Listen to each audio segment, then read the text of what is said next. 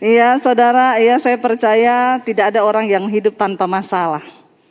Iya, semua orang pasti punya masalah. Cuma orang yang di kuburan yang sudah tidak ada masalah. Tapi dia akan bermasalah dengan pengadilan Tuhan. Dan biarlah selama kita hidup, kita ada di dunia yang penuh dengan masalah. Yang terpenting jangan cari-cari masalah. Hidup ini sudah ribet. Kita hidup lurus aja, masalahnya banyak. Apalagi kalau hidup kita bengkok. Para suami-suami, hiduplah benar menjadi suami yang bertanggung jawab dan menjadi imam yang baik bagi keluargamu. Bawa istri dan anak-anakmu dalam takut akan Tuhan hari-hari ini. Demikian juga para ibu, kita mau menjadi pendoa, penolong di tengah rumah tangga kita. Saya yakin hari-hari ini Tuhan sedang mencari imam di tengah rumah tangga. Agar setiap keluarga itu bisa dibenarkan dan diselamatkan oleh Tuhan. Melihat semua keadaan yang terjadi hari-hari ini, saya mau tanya saudara, berapa banyak yang takut dengan keadaan hari-hari ini? Enggak ada yang takut ya? Saya takut loh. Yang takut angkat tangan. Puji Tuhan ya, begitu saya bilang saya takut langsung semua ikut. Takut juga. Tetapi ketakutan itu harus membuat kita semakin berjaga. Kita nggak tahu apa yang akan terjadi bahkan 5 menit ke depan. Kita nggak tahu apa yang akan terjadi dengan bangsa ini juga. Dengan keadaan politik yang seperti sekarang kita nggak tahu. Kita nggak tahu apa yang akan terjadi dengan dunia ini. Tapi dengan semua keadaan yang terjadi, biar membuka mata rohani kita melihat. Ya, banyak orang yang datang mengeluh, Bu, kenapa begini, Bu, kenapa dunia semakin sulit, kenapa saya bilang firman sedang digenapi. Sebagai anak Tuhan kita nggak usah bertanya, lakukan bagianmu. Lalu apa bagian kita hari-hari ini yang harus kita lakukan? 1 Petrus pasal yang keempat ayat yang ke-7. 1 Petrus pasal 4 ayat yang ke-7 firman Tuhan berkata demikian. Baca sama-sama. Kesudahan segala sesuatu sudah dekat. Karena itu kuasailah dirimu dan jadilah tenang. Supaya kamu dapat berdoa. Kesudahan segala sesuatu sudah dekat. Karena itu kuasailah dirimu. Dan jadilah tenang supaya kamu dapat berdoa. Ya, bayangkan loh, supaya kamu dapat berdoa. Untuk berdoa pun ada syaratnya. Ya, siapa yang hari-hari ini sudah tidak bisa berdoa? Ada loh orang gak bisa berdoa lagi. Saya sudah penat, Bu, kepala saya. Sampai doa saja sudah tidak bisa saya, Bu. Ada yang mengalami hal ini hari-hari ini? Saudara, ayat ini berkata ternyata untuk kita bisa datang berdoa kepada Tuhan. Yang pertama dikatakan kita harus menyadari bahwa kesudahan segala sesuatu ini sudah dekat. Amin. Kalau bicara tentang kesudahan segala sesuatu mungkin ada yang bilang gini, mesti mau ngomong kiamat lagi. Kalau dengerin khotbahnya Bu Debbie itu mesti kiamat akhir zaman, kiamat akhir zaman. Udah khotbah kayak begitu aja masih banyak yang gak tobat. Kalau kita bicara tentang kesudahan segala sesuatu, mungkin kiamat masih lama, mungkin. Padahal kan Yesus bilang juga gak ada yang tahu. Dia datang seperti pencuri kan. Tapi kalau bicara tentang kematian, kesudahan hidup kita nih, gak ada yang tahu. Tadi barusan ada temen sama-sama orang Poso, dia datang ke hotel. Ketemu saya sebentar. Bu, sorry saya gak bisa lama-lama, baru dapat kabar anggota persekutuan kami meninggal. Kenapa? Covid. Umur berapa? 48. Yang kepala-kepala 4 kayaknya lagi banyak di absen hari-hari ini. Saya juga kepala 4 loh. Jadi jangan ngomong tua loh kalau ngomong mati ya. 48 Bu, iya. Dan lagi tunangan baru mau menikah. Tapi ternyata Tuhan bawa dia ke pernikahan yang lain. Ya sudah itu yang terbaik. Kalau bicara tentang kesudahan segala sesuatu, yang namanya mati itu di depan kita loh. Apalagi dengan hari-hari ini kan.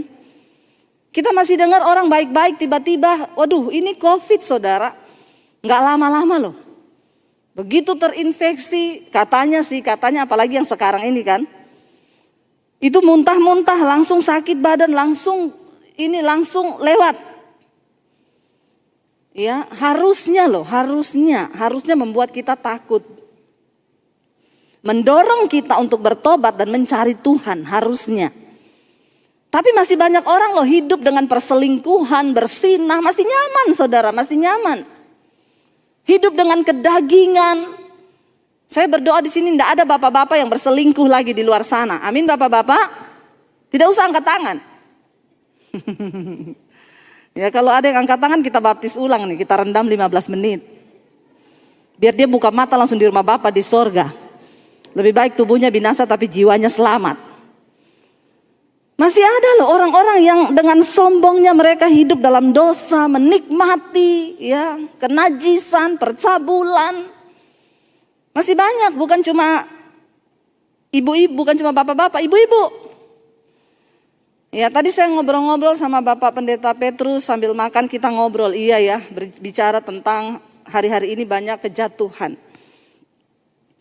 Makanya kita bilang kalau konseling itu ya, jangan yang laki-laki konseling perempuan, kata Pak Petrus. Nanti yang tadinya mau konseling jadi konsleting. Tapi saya bilang sama Pak Petrus, hati-hati juga loh Pak. Sekarang laki-laki sama laki-laki juga perlu dicurigai. Ya di Jakarta banyak loh yang begini ini. Tuhan hanya menciptakan laki-laki dan perempuan. Lain dari itu dari iblis. Jangan pakai dalih apapun, apalagi di akhir zaman kita lihat sudah semakin disahkan. Ini tantangan bagi gereja Tuhan. Akhirnya kita, bahkan terakhir saya baca ada satu statement ya, kekristenan ini dianggap melanggar undang-undang hak asasi manusia. Kenapa? Karena melarang LGBT, pernikahan sesama jenis, itu kan hak manusia. Pada akhirnya nilai-nilai kebenarannya akan bergeser dengan nilai-nilai dunia yang mulai digantikan, orang mulai menghalalkan segala cara. Saya mau beritahu kita semua hari ini kita harus kuat di dalam firman Tuhan. Supaya kita tidak terbawa arus. Saya bersyukur lewat pelayanan saya di YouTube beberapa orang terakhir ini banyak sekali orang datang mengaku, Bu saya seorang homoseksual. Saya dengar khotbah ibu. Saya takut Bu, saya mau bertobat. Apakah saya bisa diselamatkan? Saya bilang bisa. Bagi Tuhan tidak ada perkara yang mustahil. Kalau engkau mau, engkau bisa. Apa yang harus saya lakukan? Mulai dari awal kamu ya, kalau bercermin di depan cermin, bilang sama dirimu sendiri. Sebut namamu. Ya misalnya siapa? Ya saya tidak mau menyebut nanti salah lagi. Di sini ada orangnya ya. Misalnya Joni, nggak ada nama Joni kan? Kalau ada saya ganti Bambang. Ada lagi saya ganti Joko. Tapi kayaknya di sini di daerah-daerah Jawa ini kan jarang Joni ya. Di Manado di daerah timur itu banyak Joni ya. Jadi kita pakai Joni saja. Saya bilang kalau kamu bercermin depan cermin perkatakan bilang, Joni kamu itu laki-laki. Tatap dirimu dan ngomong kamu diciptakan Tuhan sebagai laki-laki. Kembalikan penciptaan Tuhan yang semula. Kamu tuh laki-laki Joni. Lalu dia mulai mempraktekkan saudara. Tiap hari dia berdiri di kaca dia bilang, Joni kamu tuh laki-laki. Ih dia muntah-muntah. Diserang loh sama setan loh. Satu kali dia telepon saya pagi-pagi. Bu saya boleh telepon ibu sekarang? Penting Bu penting. Saya iya kalau penting cepat sekarang. Dia telepon, Bu saya memperkatakan diri saya di cermin. Saya muntah Bu, saya mual-mual Bu. Saya bilang bukan varian baru kan? Karena sekarang ini ciri-ciri varian baru dengan antara COVID dan bokek itu beda tipis. Ya, orang COVID pusing, bokek juga 7 keliling.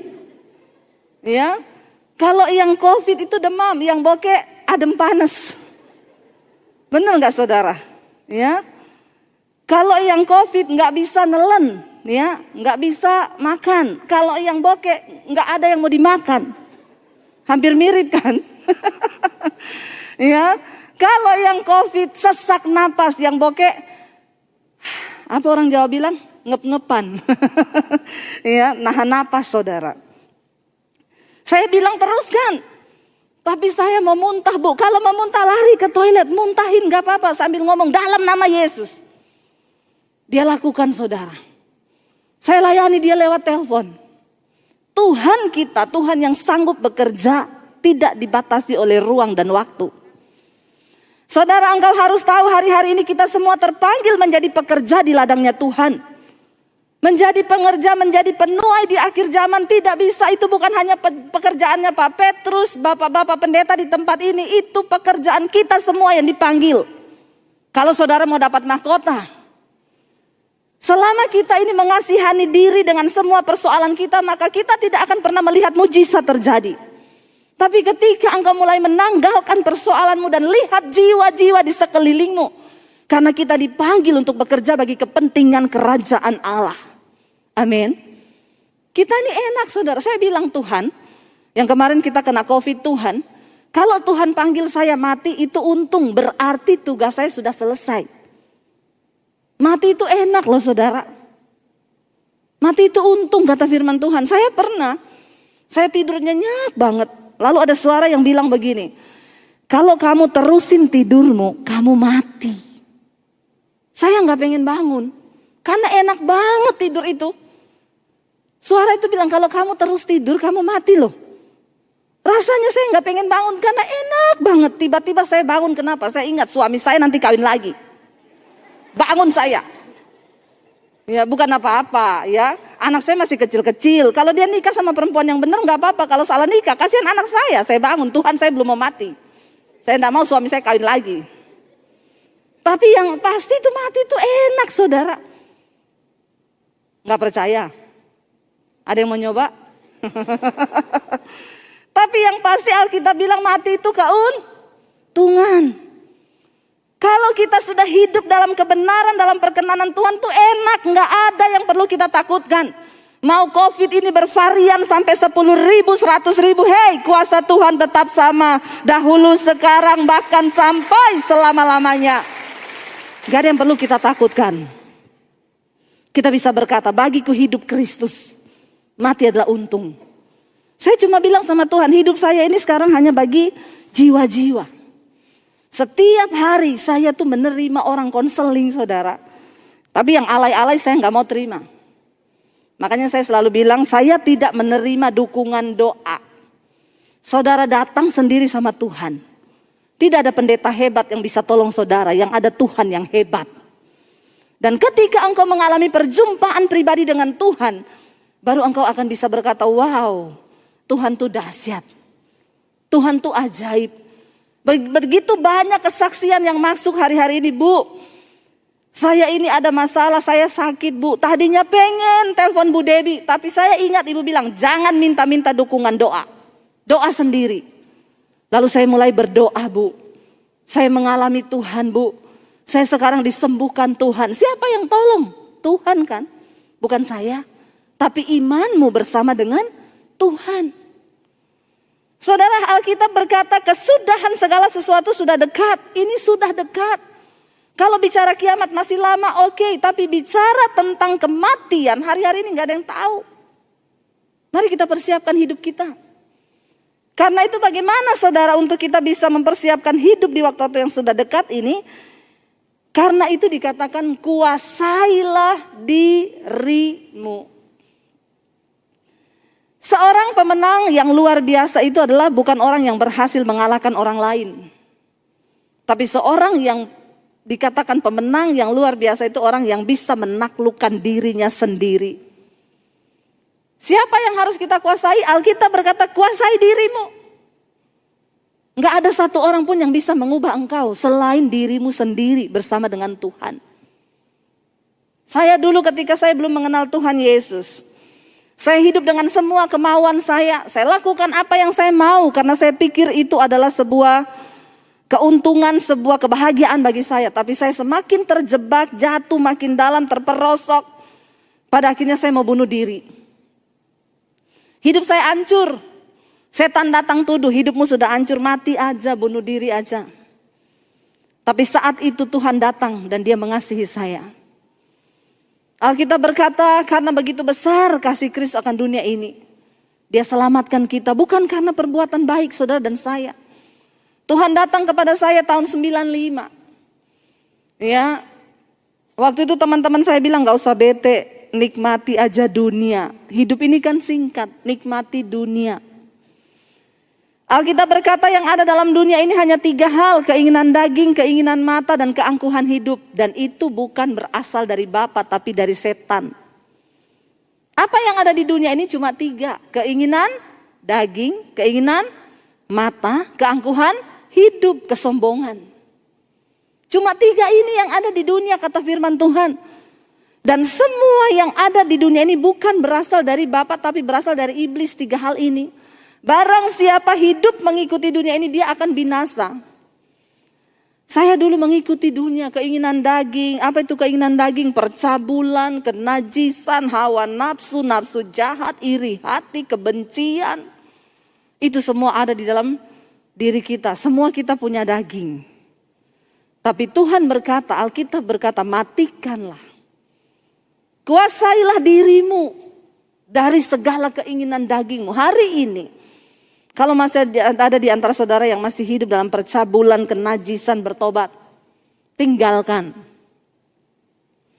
Tinggalkan saudara. Jangan ada alasan apapun. Soalnya istri saya itu cerewetnya minta ampun. Selingkuhan saya manis.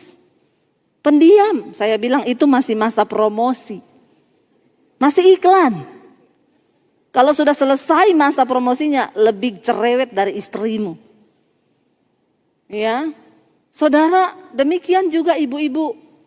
Sekarang ini luar biasa saudara. Ada ibu-ibu di Jakarta konseling sama saya, Bu, saya selingkuh. Suami ibu tahu? Enggak. Udah berapa lama? 7 tahun. Pinter banget ibu menyembunyikan dosa itu 7 tahun suami enggak tahu. Kok bisa Bu? Iya Bu, soalnya selingkuhan saya namanya Ani. Saudara mengerti? Mereka menjadi pasangan lesbi. Ini ngeri akhir zaman ini. Dunia itu benar-benar sudah, ya iblis dengan permainan yang begitu rupa. Kenapa ibu bisa lakukan itu? Sekarang itu lihat yang lesbi itu bukan yang rambut-rambut pendek kayak saya loh.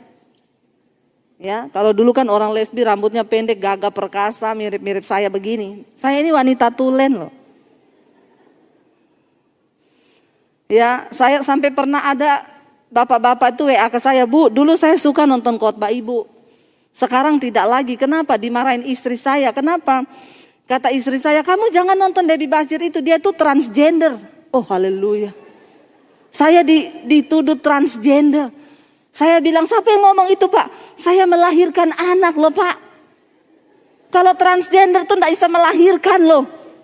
Bapak ini dapat isu dari mana saya transgender? Jangan dikembangkan, saya tuntut loh Bapak di pengadilan loh. Saya asli perempuan loh Pak. Dia ternyata saudara, dia bilang saya pernah lihat di YouTube. Jadi suami saya itu bikin YouTube. Saya pernah wawancara seorang transgender. Suami saya bikin judul begini, kesaksian Debbie Bachir, transgender bertobat. Ya dia enggak salah saudara, yang salah suami saya itu. Tidak ada komanya, tulisannya Debbie Bachir transgender bertobat. Jadi dia cuma lihat judul, dia tidak melihat isinya. Istrinya bilang, nih baca nih judulnya, jangan dilihat. Oh haleluya. Ya, jadi kalau saudara mendengar di luar ada desas-desus saya transgender, ya tolong diklarifikasi, saya ini wanita tulen. Ya, saya melahirkan anak. Saudara, saya ketemu beberapa orang konseling yang lesbi. Itu bukan rambut-rambut pendek loh. Rambutnya panjang, benar-benar wanita. Tapi jadi pasangan lesbi. Coba dunia sedang terjadi apa hari-hari ini? Kita harus tahu bahwa ada penghukuman, ada penghakiman yang akan Tuhan lakukan ketika orang hidup. Ini perkara serius, tolong bapak-bapak dan ibu-ibu perhatikan anak-anakmu. Ya, anak-anak muda sekarang banyak yang berperilaku aneh. Kenapa? Karena di dalam rumah tangga mereka tidak mendapat kasih sayang. Bagaimana enggak mereka memberontak dan mencari jati diri lain? Orang tua berantem terus tiap hari. Ada di sini yang tiap hari berantem? Tidak ada. Semuanya luar biasa. Harusnya, amin. Berantem, saya sama suami itu punya komitmen, berantem 5 menit cukup. Susah enggak? Pertama kali susah. Tapi ketika kami mau komitmen melakukan firman, tidak susah. Sekarang kami malah enggak pernah berantem ya saya. Iya enggak saya? Ya, benar saudara. Ya jangan orang yang menguasai diri. Makanya saya suka bilang juga nih, kadang orang di gereja itu hebat saudara. Kalau bahasa roh tinggi, wah hebat di gereja. Di rumah kalau berantem juga bahasanya tinggi. Mending kalau saudara berantem pakai bahasa roh. Bener, itu bahasa roh dipakai waktu mau berantem. Jadi memang kamu tuh dasar. Lah itu kan sekalian kita usir setan, bener nggak? Saya serius ini, saya tidak bercanda loh ini. Karena ada begitu banyak orang hebat di gereja waktu nyanyi puji-pujian, wah. Kekristenanmu itu nggak dinilai ketika engkau duduk di bangku gereja ini. Ini semua lagi kudus semua ini, nggak ada yang merokok, nggak ada yang mabok, nggak ada yang berantem. Tapi ketika engkau keluar dari gedung gereja ini, disitulah baru dilihat kekristenan yang sesungguhnya. Ada orang yang tanya sama saya, Bu, kalau pelayanan di daerah-daerah itu sering ada yang kerasukan nggak? Oh banyak di daerah. Kerasukan lagi puji-pujian kerasukan. Kalau di kota-kota besar ibu pelayanan di gereja masih ada nggak yang kerasukan? Saya pikir-pikir nggak ada loh. Iya di kota besar hampir nggak ada orang kerasukan. Dulu pernah di Jakarta saya pelayanan di satu gereja, jemaatnya juga ribuan, lagi puji-pujian ada bapak-bapak jatuh menggelepar. Saya udah mau lari mendoakan pelepasan saudara. Saya lari gitu, saya mau doakan dalam nama Yesus. Istrinya bilang, Bu nggak usah Bu, kenapa? Epilepsi. Saya kira kerasukan saudara. Ternyata epilepsi. Ya. Lalu dia tanya, kenapa Bu? Kalau di kota besar tidak ada orang yang kerasukan. Di desa-desa banyak yang kerasukan.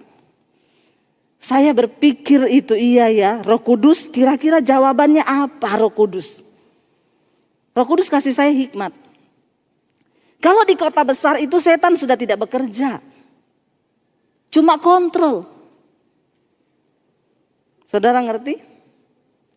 Di gereja begini setan udah gak kerja, dia cuma kontrol. Lancar Joy, lancar bro. Lanjutkan. Jemaat banyak, sip. Penuh, oke. Biarin mereka rajin ke gereja ibadah. Yang penting hidupnya gak berubah.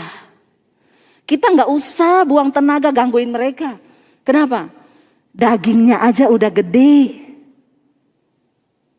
Daging sama setan tuh gak ada hubungan. Ini daging.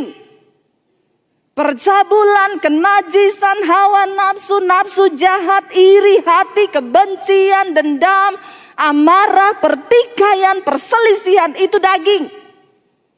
Jangan engkau tengking, setan ketawa. Ini perbuatan daging. Setan itu cuma menunggangi aja. Makanya ada orang selingkuh, saya bilang, kamu kenapa selingkuh? Udah punya istri, punya suami, kenapa masih selingkuh? Gara-gara setan Bu. Setan protes loh. Kata setan, enak di lu, sial di gua. Benar-benar setan bilang sudah tidak ada tempat aman di dunia ini. Manusia lebih setan dari setan. Jangan salahin setan, kuasai dagingmu. Kita diberikan kuasa ketika engkau menerima Yesus sebagai Tuhan. Roh yang ada padamu, kata firman Tuhan. Hei, tidak tahukah engkau? Roh yang membangkitkan Kristus dari kematian itu ada dalam hidupmu. Wow. Kalau roh itu yang membangkitkan Kristus dari kematian ada di dalam diri kita. Apa yang dia tidak sanggup lakukan bersama dengan kita saudara. Persoalannya engkau mau gak bertobat? Engkau mau gak diubahkan? Ada niat gak dari kita yang kita tahu hari ini apa yang belum beres. Kita datang sama Tuhan dan bilang, Tuhan ubahkan aku. Aku suka marah-marah Tuhan. Aku mau berlatih supaya aku jadi orang yang gak marah-marah Tuhan. Aku suka selingkuh Tuhan. Ya kalau saudara tahu saudara jatuhnya di situ ya hindarilah daerah itu. Jangan main Facebook, jangan main Instagram kalau nggak kuat-kuat iman. Apalagi kumpul-kumpul reuni. Kalau reuninya nggak ada artinya, nggak usah. Karena banyak perselingkuhan terjadi sekarang karena kumpul-kumpul. Akhirnya terjadilah hal-hal yang diinginkan. Ada oma-oma di Jakarta telepon saya, Bu, saya mau konseling, Bu. Saya ketemu di satu persekutuan. Saya bilang, sekarang aja oma saya ada waktu. Enggak, nanti aja Bu Debbie pulang, saya minta nomor HP. Saya bilang, saya ada waktu Bu, oma 5 menit cukup, oma ngomong aja sekarang. Enggak, saya enggak tega Bu. Orang konseling kok enggak tega, kenapa ya? Saya kasih nomor HP saya, begitu pulang dia telepon, Bu, saya oma yang tadi. Ibu doakan saya Ibu, saya dengar khotbah Ibu Bu, saya mau mengaku Ibu saya jatuh. Saya bilang makanya oma kalau jalan hati-hati. Licin, apalagi masuk kamar mandi, hati-hati kepleset. Oma punya tulang itu sudah rawan, kalau jatuh bisa patah. Bukan itu Bu jatuhnya. Jatuhnya apa? Saya selingkuh, astagfirullah subhanallah. Oma umur berapa? 65 tahun. Tapi memang oma-oma sekarang itu kan eksis di dunia maya. Oma sekarang di TikTok Oma-oma umur 70 TikTokan. Sekarang lihat oma-oma bawaannya tongsis. Kemana-mana live. Hai. Akhir zaman memang. Memang akhir zaman saudara. Ya sampai ada oma-oma bikin TikTok.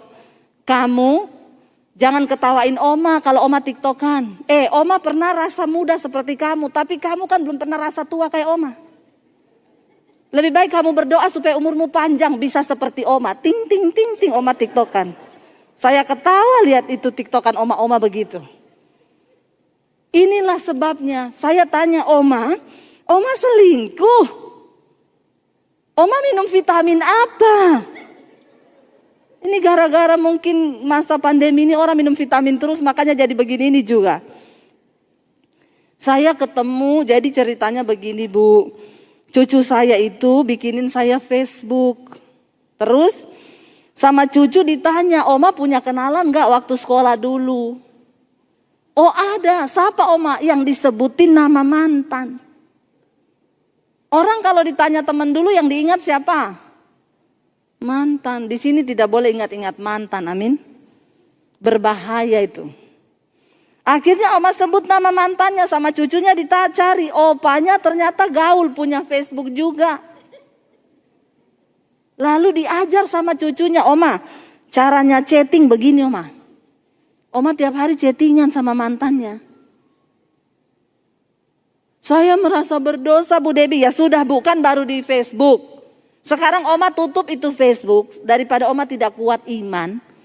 Oma itu harusnya jadi pendoa, Oma. Kenapa Oma mainan Facebook terus selingkuh? Tapi nggak apa-apa lah baru di Facebook. Itu Opa tinggal di mana? Di Kalimantan. Oma di Jakarta. Ya sudah baru di Facebook Bu. Makanya saya mau ngaku. Kenapa? Bukan cuma di Facebook. Kami sudah beberapa kali ketemu dan melakukan. Ngeri loh saudara. Saya bilang Oma ikhtifar, ingat umur Oma. Ikhtifar Oma, astagfirullah saya yang takut lihat Oma. Sebentar lagi di absen. Kalau udah mulai umur-umur kepala 6 ke atas tuh udah harus siap-siap loh. Dia bilang makanya Bu saya tuh, Oma ketemunya di mana? Jadi kalau kangen dia terbang dari Kalimantan booking hotel di kota. Oma datang ketemu di hotel. Padahal kami nggak ada niat loh Bu lakukan apa-apa. Cuma ketemunya di hotel. Adanya bantal sama guling. Coba jangan aneh-aneh ya saudara ya. Beresin hidupmu ya saudara, ini sudah hari-hari terakhir. Kuasai dirimu di dalam segala hal. Jadilah tenang kata firman Tuhan. Saudara orang itu tidak mungkin tenang kalau dia ada dosa. Dosa itu pencabut damai sejahtera nomor 1 dalam hidup manusia. Ayat ini berkata, kesudahan segala sesuatu sudah dekat, karena itu kuasailah dirimu dan jadilah tenang. Firman Tuhan berkata, di mana ada kebenaran, di situ tumbuh damai sejahtera. Dan di dalam damai sejahtera itu ada ketenangan di dalam hati. Coba saudara praktekkan, kalau orang ada dosa tidak mungkin hidupnya tenang. Dosa apapun, percabulan, perselingkuhan, kepahitan, yang pahit-pahit hati saya mau bilang bertobat, lepaskan pengampunan. Bukan zamannya lagi kita pahit, kita harus beres dengan diri kita sendiri. Supaya kita bisa menjadi penuai di akhir zaman. Bagaimana Tuhan bisa pakai engkau kalau engkau belum beres dengan dirimu? Bereskan diri kita. Yang ada kepahitan dengan orang tua, dengan ipar, dengan kakak, dengan adik, beresin. Cukup. Jangan jadi orang Kristen-Kristenan. Tuhan panggil kita untuk hidup kita ini diubahkan. Amin. Tinggalkan yang pahit-pahit. Orang itu kalau hidup pahit saudara. Ya. Semua jadi pahit. Tidak akan dia bisa melihat sesuatu yang manis. Karena memang dari akarnya sudah pahit. Bikin muka jadi tua. Biar saudara mau perawatan pakai skincare mahal. Kalau hatimu penuh kepahitan dan iri, dengki, kebencian. Tidak ada guna. Ya, saya sering bersaksikan, saya sering pakai contoh. Satu kali saya doakan orang. Suruh datang ke rumahnya. Saya datang ke rumah ibu ini. Waktu saya datang yang ketemu kakaknya, dia bilang, saya tanya, ini rumahnya ibu ini? Ibu-ibu juga saudara, dia bilang, iya betul. Ada perlu apa? Saya mau datang diminta berdoa buat ibu itu. Dia bilang, situs apa?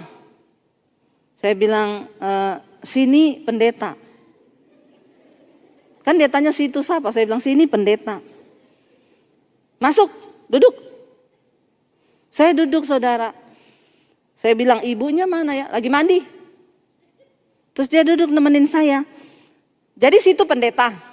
Iya. Berarti situ punya kuasa dong. Maksudnya? Ya berarti kan situ bisa baca saya. Maksudnya gimana ya? Ya baca saya. Dalam hati saya kalau ada tulisannya saya baca. Lah gak ada tulisan suruh baca apa? Tapi memang orang itu kalau pahit hati agak begini saudara. Bener loh, engkau terus-terusin jadi gila loh. Saya bilang maksudnya apa ya bu? Ya kan situ pendeta, bisa baca saya dong. Maksudnya saya nebak hidup ibu, iya. Gampang banget kan? Saya ingat firman Tuhan bilang. Seperti air mencerminkan wajah. Demikianlah hati orang itu mencerminkan mukanya kan. Ya orang model kayak begini kan gak mungkin hatinya tuh manis. Karena segala sesuatu itu meluap dari hati. Kalau hatinya busuk yang keluar busuk. Kalau hatinya pahit yang keluar pahit. Dia bilang, coba situ baca saya. Saya bilang maaf ya bu. Karena ibu yang minta ya. Tapi saya agak menjauh saudara. Karena ini orang gila begini nih saudara ya. Sakit jiwa ini. Saya bilang karena ibu minta ya saya bilang ya bu. Kayaknya ibu banyak kepahitannya di hati ya. Ibu banyak disakiti dan dikecewakan oleh orang. Sambil saya berjaga-jaga, 2 saja. Kalau dia dijamah Roh Kudus dia nangis. Tapi kalau tidak dia lempar pot bunga di kepala saya. Jadi kita hamba Tuhan itu juga harus berhikmat. Saya sambil menjauh sedikit saya bilang ibu kayaknya banyak kepahitan ya. Banyak gini ya, tiba-tiba dia nunduk saudara. Tiba-tiba dia mulai menangis. Dalam hati saya, yes.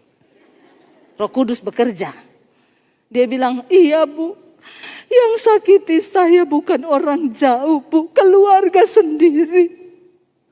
Dalam hati saya, memang orang yang menyakiti itu pasti orang yang punya hubungan dekat. Saya belum pernah layani orang kepahitan, saya bilang, ibu kepahitan sama siapa? Sama sopir angkot bu, enggak ada. Atau sama tukang beca, belum pernah. Kepahitan sama suami, sama kakak, sama adik karena hubungannya dekat. Akhirnya dia nangis, saya rangkul saudara. Saya bilang, bu, Tuhan mengasihi ibu. Wah makin jadi. Makin nangis. Malah dia jadi pasien pertama saya. Ternyata tuayan itu menguning. Dimanapun saudara bisa temukan tuayan loh. Apalagi hari-hari ini.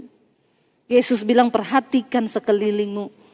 Kalau kita sendiri belum beres dengan diri kita, bagaimana kita bisa jadi berkat buat orang lain? Akhirnya saya peluk dia nangis saudara. Saya berdoa, Tuhan jamah Bapak, biar kasih-Mu memenuhi kehidupannya. Dia nangis saudara, dia nangis. Setelah nangis dia diem. Saya bilang, Bu, gimana hatinya? Dia pelong, saudara, dia tanya, Bu, ibu namanya siapa? Udah beda. Tadi kan Situ siapa? Dia tanya, ibu namanya siapa? Saya balas, Situ. Lah kok roh pahitnya pindah ke saya ya? Saya bilang, nama saya Debbie, Bu. Oh, terima kasih ya, Bu, ya. Ternyata dia itu sudah tidak pernah nangis. Orang tuh kalau pahit tidak bisa nangis. Saudara-saudara tidak menangis 1 bulan. Hati-hati loh, jiwamu tuh tertekan loh. Tuhan menciptakan kita dengan air mata itu supaya kita bisa menangis. Tapi banyak orang saking pahitnya, dia udah gak bisa nangis. Coba saudara ingat kapan terakhir kali engkau menangis? Kalau engkau sudah tidak menangis, menangislah. Pulang nanti nangis. Di mana? Di hadirat Tuhan. Nangis di mana? Ikut mesbah doa di Debbie Bachir TV. Tolong like dan subscribe. Ya, benar saudara. Kita diberi Tuhan emosi, kita nangis. Ternyata dia sudah lama tidak nangis, makanya tertekan. Begitu sudah selesai nanya nama saya, oh Ibu Debbie, terima kasih ya Ibu. Ibu mau minum apa? Saya jawab, boleh nih kopi. Tapi kalau dia tanya saudara, minum apa? Jangan jawab kopi, keluar kopi pakai sianida. Maka matilah kau. Kenapa ada orang bikin kopi dikasih sianida? Karena ada hati yang terluka. Semua pembunuhan, semua sesuatu yang keras itu keluar dari hati yang terluka. Saudara lihat bangsa kita. Di atas bangsa ini ada begitu banyak orang yang terluka. Ini tugas apa? Tugas saudara dan saya. Tapi kita tidak akan pernah bisa menjadi penuai kalau kita belum beres dengan diri kita. Karena itu ayat ini berkata, kuasailah dirimu dan jadilah tenang. Jadi kalau kita baca ayat ini, jadilah tenang. Siapa yang bisa menenangkan diri kita? Kita sendiri.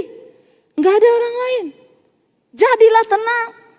Waktu engkau takut, perkatakan kepada dirimu, jadilah tenang. Ketika Daud ada dalam pelarian, dia pergi ke Gua Adulam. Di sana yang ikut sama dia, saudara, ratusan orang-orang yang punya hutang dikejar-kejar debt collector. Orang-orang yang lagi punya masalah rumah tangga, orang-orang yang lagi dalam kesukaran yang besar ikut sama Daud. Padahal Daud sendiri juga lagi dalam masalah besar, melarikan diri. Ketika keluarganya tahu Daud ada di gua itu, papa mamanya nyusul lagi datang sama Daud. Daud harus ngurusi dulu. Papa mama, kamu gak bisa ikut-ikut aku dalam pelarian gini, dititipilah papa mamanya dulu. Kalau Daud tidak berhasil menjadi orang yang menguasai dirinya, karena itu dia menulis di Mazmur, aku percaya Tuhanlah penolongku.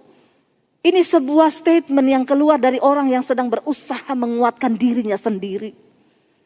Aku percaya engkau Tuhan penolongku. Keadaannya bilang enggak. Kamu gak mungkin ditolong, kamu mati dikejar Saul. Aku percaya engkaulah pemegang kehidupanku. Hanya dekat Allah saja aku tenang. Ini perkataan-perkataan yang Daud ucapkan untuk menguatkan dirinya. Hari-hari ini apa yang bisa menguatkan kita saudara? Firman Tuhan. Ayo perkatakan firman, ayo ucapkan firman. Saudara dapat melakukannya dengan berkata, aku percaya ketika iblis datang menyerang engkau bertubi-tubi, masa depanmu gak tahu gimana. Saya hari-hari ini melayani. Ada banyak orang yang mau bunuh diri karena takut menghadapi hari depan ini. Hari-hari ini tuayan tuh banyak. Kemarin saya dapat telepon saudara dari Kanada. Dia WA saya, ibu, saya boleh telepon ibu? Saya mengucap syukur khotbah ibu berhasil membuat saya tidak jadi bunuh diri. Saya langsung oke, telepon saya sekarang. Ya, telepon saudara. Kalau yang begini-begini saya semangat layani. Tapi kalau yang bu, saya bulan depan jatuh tempo, itu hubungi bang. Jangan hubungi saya, karena saya juga tidak dapat menolong saudara. Ya saya bilang, oke sekarang telepon, dia telepon. Bu, tadinya yang sering dengar khotbah ibu itu istri saya. Saya nggak pernah dengar khotbah ibu. Tadi itu istri saya putar khotbah ibu, saya sambil lalu bu. Beberapa hari ini saya sudah punya pikiran mau bunuh diri, saya mau terjun dari apartemen. Pas saya lewat tadi di ruang keluarga, istri saya lagi putar khotbah ibu. Pas saya lewat, pas ibu ngomong gini, sekarang orang-orang mau bunuh diri tuh goblok, nggak usah bunuh diri juga mati kok. Nanti juga mati, entah kena COVID atau kena apa juga pasti mati. Cuma itu saudara, dia lewat, dia dengar itu, tiba-tiba dia disadarkan. Lalu dia tuh berlutut, dia masuk di kamar, dia nangis. Dan akhirnya dia bilang sama istrinya, saya mau dengar lagi. Lalu dia dengar semua khotbah-khotbah saya. Dia bilang, saya dilawat Tuhan bu, saya nonton akibat dosa tersembunyi. Itu saya bu, saya melakukan dosa tersembunyi. Saya jatuh dalam kenajisan. Dan hari-hari ini iblis sedang menuduh saya. Hidup saya kacau. Saya nggak tahu masa depan saya mau bagaimana. Dan dosa itu mengejar saya. Bayangkan loh, dosa. Dosa tidak akan pernah membuat Anda tenang. Karena itu hari ini, kalau engkau mendengarkan firman Tuhan, bereskan hidupmu saudara. Lalu dia minta saya doakan buat dia. Saya bilang, Pak, jangan punya pikiran bodoh untuk bunuh diri. Dia bilang, benar yang ibu ngomong, saya ingat-ingat terus, benar. Gak usah bunuh diri juga mati kok. Jangan ada pikiran bodoh. Saudara, saya melihat hari-hari ini gelombang penuaian orang bertobat. Jadi tidak semua dari pandemi ini dampaknya buruk. Ada dampak yang positif. Orang-orang bertobat saudara. Pemberitaan Injil itu sekarang kita melihat dengan adanya media. Setiap malam saya ada mesbah doa. Di satu tayangan pertama, 1 jam pertama yang masuk di live chatting itu 14.000. 14.000 itu padahal satu akun YouTube itu, satu channel itu, satu keluarga loh yang nonton. Setelah 1 jam pertama 25.000, 30.000, besoknya itu 50-60.000. Kita membutuhkan gedung segede apa untuk menampung orang 60.000 setiap hari. Pagi dan malam setiap kali saya tayangkan mesbah doa dan mesbah syukur. Saya tuh bersyukur saudara. Sebelum masa pandemi ini 2 tahun yang lalu, Tuhan itu mendorong saya beritakan Injil di media. Itu yang saya dapat. Saya bilang, Tuhan, media itu di mana? Saya mau menyerahkan diri saya, tapi di mana? Saya bilang ke suami saya, Tuhan itu suruh saya bergerak di media itu di mana ya? Aku ini merasakan Tuhan tuh suruh saya bergerak di media di mana? Suami saya bilang, ya pasti TV lah. Saya cari teman saya yang kerja di salah satu TV swasta di Jakarta. Kalau saya mau syuting khotbah, apa aja syaratnya? Pertama, ibu harus bikin 10 episode. Kedua, harus sesuai standar kami, jadi pakai studio kami. Tapi 1 episode 6 juta, jadi 10 episode 60 juta. Saya tanya, udah pasti tayang? Belum, dilihat dulu. Waduh, jadi kalau nggak tayang, ya nggak bisa. Udah buang 60 juta, belum pasti tayang. Saya tuh enggak jadi, saya mundur. Saya berdoa, Tuhan tunjukin saya Tuhan. Saya punya kerinduan, bawa saya di tempat di mana Tuhan tuh berada. Saya enggak mau melayani, ternyata saya sudah ketinggalan dengan pergerakannya Tuhan. Kita harus bergerak bersama dengan Tuhan, karena Tuhan kita Tuhan yang bergerak. Lalu saudara, tiba-tiba saya pergi ke Bali, pelayanan, saya ajak mami saya ketemu sama satu orang di kafe. Kita janjian di situ. Saya lihat orang lagi syuting di situ. Saya tanya sama produsernya duduk di samping meja saya, Pak, ini syuting apa? Buat acara TV bu. Di mana? Di TV apa? Di YouTube. Loh emang bisa? Ibu nggak tahu. Sekarang semua udah beralih ke YouTube. YouTube ya bu, lintas budaya, lintas agama, lintas benua, lintas negara. Waduh saya pikir, ya juga ya YouTube itu masuk di kamar-kamar tidur pribadi. Waduh itu kalau firman Tuhan bisa diberitakan, saya pulang ngomong ke suami saya sudah dapat petunjuk dari Tuhan. Saya harus pergi ke Bali loh untuk menemukan petunjuk ini. Suami saya bilang apa? Kita bikin channel YouTube. Suami saya gini, opo meneh. Saya bilang jangan bilang gitu, ini dari Tuhan loh. Akhirnya ya sudah dia ikuti, kita syuting pakai alat yang seadanya. Kadang pakai HP saya, tayang saudara. Apa yang Tuhan taruh saya share. Waktu tayang tema khotbah akibat dosa tersembunyi. Saya kaget karena saya kasih nomor HP di situ. Nomor HP yang mau konseling. Orang saudara konseling. Dari jemaat pengerja, full timer, sampai pendeta. Ternyata banyak sekali yang menyimpan dosa-dosa tersembunyi. Pada pengakuan dosa, saya cuma terheran-heran, aduh ternyata orang Kristen. Ngeri-ngeri kasus-kasusnya itu, ternyata benar kalau ada sinetron tulisannya diangkat dari kisah nyata. Itu benar banget. Lebih ngeri kisah nyatanya daripada sinetron. Itu terjadi. Akhirnya saudara dari situ benar. Ketika awal tahun masuk 2020 terjadi pandemi 2020. Saya tuh melihat di situ Tuhan bekerja. Iya udah habis waktu saudara. Tuhan bekerja ya. Saya melihat di situ jiwa-jiwa. Orang datang saudara. Bahkan bukan cuma dari Kristen. Beberapa dari agama yang lain. Ibu, saya pengen mengenal Tuhan Yesus. Ketemu sama saya di Jakarta. Di mana ibu? Di mana yang paling dekat mall mana? Saya datang sekarang. Pokoknya kalau untuk jiwa semangat saya. Baptis saudara. Terima Tuhan Yesus sebagai Tuhan dan Juru Selamat. Dengan adanya ini saya percaya. Yesus berkata dia tidak akan datang sebelum Injil ini diberitakan sampai ke seluruh dunia. Dengan adanya media ini, Injil diberitakan sampai ke seluruh bumi.